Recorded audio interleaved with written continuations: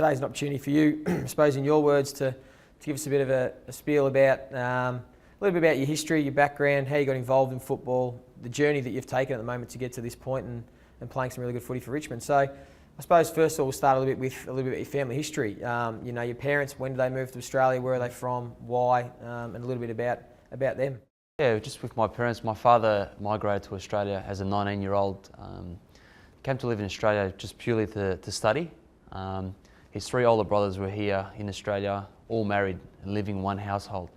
So he was initially sent here to study and to complete his degree because he was, as he says to me, said to me he was the smartest child in the family. But that didn't last for too long because my mother was sent a year later as an arranged marriage to marry my father. So they got married 1 year later after, you know, obviously after my father come to Australia, and he basically gave up the studies, and, you know, being a married man, he had to support my mum and support his family. So they were both sent out to work quite hard and very rarely ever saw each other. My parents got married and they moved into the same household. So 4 couples lived in one household. So you can imagine how tough it would have been. These days, you know, if 2 couples live in one household, it causes chaos. So did you speak Lebanese at home as well, or did you speak English, or did you speak both? There's a rule at home when I go to my parents' house. We go there often. Now I'm married, so we all, there's 6 out of the 7 siblings are married. Yep. So we all go back to my parents' house often. We all live in the same suburb. Yep. So we go often to the house, and there's a rule that we all have to speak Lebanese once we enter the house. It's good because what happens is you don't lose lose your lose touch with you know, your original language. But you know, and definitely we obviously want to teach our children. So it's a good way of practicing and keeping on top of our language. Where'd you first get involved with football and AFL? Was it at primary school? Or watching it on TV? Yeah. It was definitely primary school. I mean, we loved it. I mean, at recess, lunchtime, after school, it was always about football. It was always about having a footy in the hands. And people would think, oh, you come from Lebanon, or your parents come from Lebanon, it's soccer or basketball. But it wasn't. It was Aussie rules for us. There's a bit of a story there that you had to sneak out of home to play footy. Tell us a little bit about that. Yeah, as I said, my parents weren't the biggest fan of AFL. They thought, you know, we've come to Australia purely just to give the best form of education for the kids, or provide the best of education for the kids, and they didn't want nothing to disturb this and to you know, keep us away from education. And they thought sport and football was you know, the avenue that was going to drive us away from being, you know, good students and being I guess getting a degree.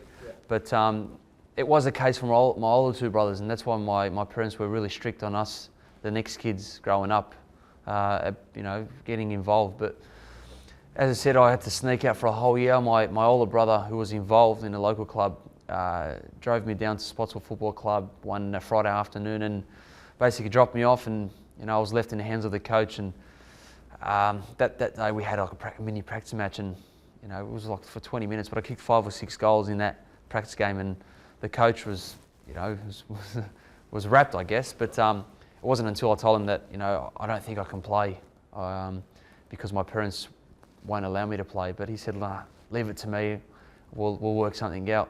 Well, we didn't really work anything out. The only solution we come up with was he'd pick me up from training from the corner of the street, you know, and also the games. And so basically it was, went with not telling my parents, and he supported me the whole way. So obviously he saw something in me. So that's the way I started playing football. And as I said, it went throughout a whole year without them knowing. And don't ask me how I did it, but it happened until one night. Obviously, when you go to a best and fairest night, and being the player you are, you get a few trophies and stuff like that. So come home with a handful of trophies, and got caught that night. And, you know, luckily my brother, who initially took me to the game or to football, helped me out. He was there and said, like, you've got to let him play. He loves playing it. You see him every day after school with his friends out the front yard, not like a loser, but loves playing it for 2 or 3 hours. So he basically said that, you know, you've got to let him to play because he'll go insane. Just the way we went insane.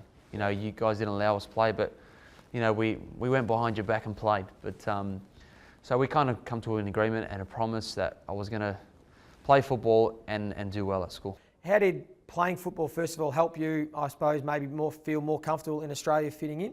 And did you have any, I suppose, any challenges or obstacles as a kid with maybe some sorts of bullying or racism or anything like that? Did you experience in that? You want to take us down that path? I remember one game when I was 14, there was a supporter, obviously had too much to drink, and we'd beaten the team by about 15 or 20 goals, and I kicked about 10 goals that game.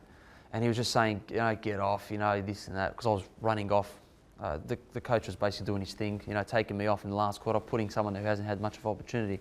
And he was just going off and that. And luckily my brother was on the other side of the ground who didn't really hear the comments, because it would have caused something big. Right. But the coach obviously had his say and said, be quiet and whatever.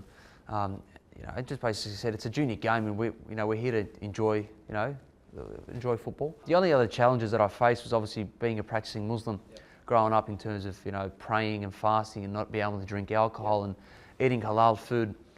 You'd get to a Thursday night, it'll be pie night. Everyone out there is slamming away at a meat pie, but I was there, obviously on my own, and the excuse was basically dinner was prepared after training, at home. So I don't want to spoil it. I didn't want to have a pie, but it was always a lie because I was afraid to tell them that I couldn't eat it. Right. But it wasn't, until the age of 16 where I thought to myself, I've got to stand up and be proud of who I am, as every Aussie should be. And I started to educate a lot of people about who I am as a person. At the age of 16, I represented Victoria, and I was the captain at the time, so obviously playing national championships, and it was played in Adelaide, and as a result we were roomed with two other teammates. It was quite tough because moving away and obviously being in Adelaide, it was hard. What was I going to do? Step out always to pray? I couldn't do it. Or even in terms of eating, what was I going to do? Just eat vegetables or rice the whole time? But that didn't last. It lasted one night, and I thought to myself, I've got to step up and say something here and be proud of who I am. So I sat down with my two roommates. I said to one of the older boys, I said, can you just turn the music down? I just need to have a bit of a chat. And I spoke to them about the basics about my religion, about the way I go about praying and fasting and eating and stuff like that. And they were wrapped with it, and they were so amazed because I said, I've never heard anything like that, and thankfully for you, we've obviously gained a little bit of knowledge. And they said, does the rest of the group know? I said, no. And that night they said, why don't you just present it and speak about who you are? And I thought, it's probably the best opportunity to do it. And they definitely gave me the confidence. And that night at dinner, I stood up and spoke about a little bit about myself and where I come from. It's great because it's all about learning each other's backgrounds and where we come from, and that's how you bond as a team. So from there, it gave me the confidence to step up and be proud of who I was. Draft day itself was another day where I guess every young kid, young footballer, is waiting on the edge of their seat. Just really nervous, waiting for their name to be called. But for me, it was a pick for 42 to Essendon. So I was wrapped to not only get drafted, but to stay in Melbourne with my family. I was around all my mates and all my family, and obviously they made me feel comfortable, and it was one of the proudest days of my life. So what happened there with Essendon and the difference with Richmond, and how you've transformed your game to become such a good player at Richmond? I got my body to where I wanted to be, and I was doing everything right in the VFL, and results were showing. Performances were showing in the VFL that I was good enough to play at the highest level. And in my final year, or my fourth year at Essendon, even players were getting a little bit irritated why I wasn't playing, and they were obviously raising the question, well, why isn't he playing? Don't know the reason, but it wasn't until round 18 that in my fourth year at Essendon I got dropped, and that game we lost by about 90 points against Carlton. And I guess I was one of the better players on the field, but I felt like I was their scapegoat. I got dropped that week, and even when I got dropped, it wasn't until the Friday, the day before the game. So the whole week I was ready to go for the following game, and it was against you guys, against St Kilda. It was a real tough time, and I sat down with my manager and I said, things aren't right here. And he knew, he obviously had a sense that things weren't right, and he said, what do you want to do? I said, look, let's seek another opportunity somewhere else. So we sat down, obviously, as you do, go through the teams that that will probably most apply to the individual, and there was a handful of teams, and preferably I wanted to stay in Melbourne. And obviously, as a result, Richmond came up with the best offer, best opportunity, and we sat down together after the season and worked out a plan. And obviously, Richmond were the best fit for for my career, for my second part of my career. And thankfully, they've provided me with a great opportunity in that following year I played 22 games, and this year I've played every game so far. What I suppose have you got in your mind is a role that you can contribute to the AFL and while you're still a player, and where do you see your role being able to take players into the future?